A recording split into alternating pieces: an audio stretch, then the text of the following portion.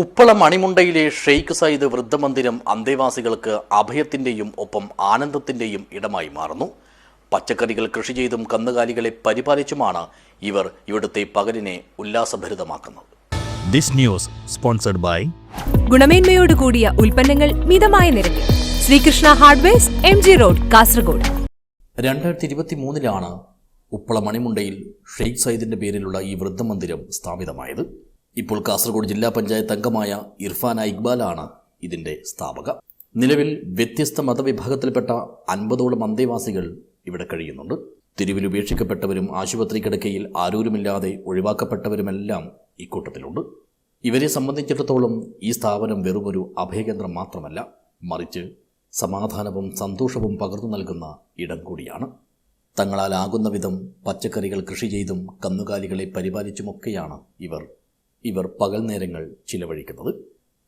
ഇവർക്കായി സ്വാദിഷ്ടമായ ഭക്ഷണമാണ് ഓരോ ദിവസവും നാടിൻ്റെ നാനാഭാഗങ്ങളിൽ നിന്നും കാരുണ്യമതികൾ ഇവിടേക്ക് എത്തിക്കുന്നത്. 2023 ഷെയ്ഖ് സയ്യിദ് വൃദ്ധമന്ദിരം ഉപ്പളം മണിമുണ്ടയിൽ പ്രവർത്തനം ആരംഭിച്ചത്.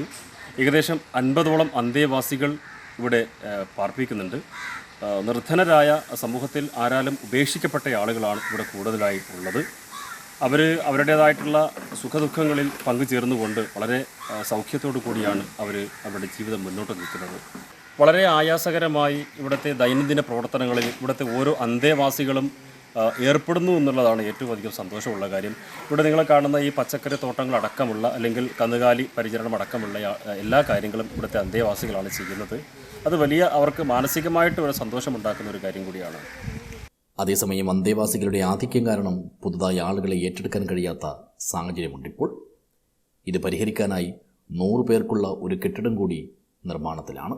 UAE രാഷ്ട്രശില്പിയായ ഷെയ്ഖ് സയ്യിദിൻ്റെ പേരിൽ ഇന്ത്യയിലെ തന്നെ ഏറ്റവും വലിയ ഒരു സൗജന്യ ഡയാലിസിസ് കേന്ദ്രം ആരംഭിക്കുന്നതിൻ്റെ തിരക്കിലാണിപ്പോൾ വൃദ്ധമന്ദിരത്തിൻ്റെ സ്ഥാപകയായ ഇർഫാന ഇക്ബാൽ.